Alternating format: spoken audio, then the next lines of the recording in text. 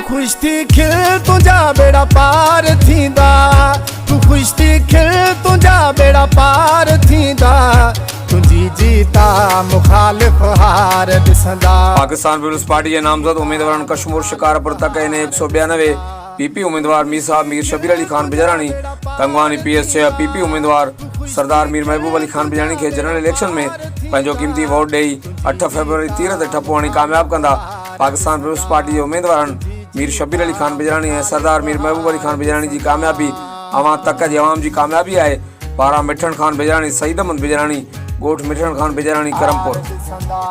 लगे को सोन तो खेवाओ साईं, असां जो आहे तो साचा हो साईं, असां जो आहे तो साचा हो साईं।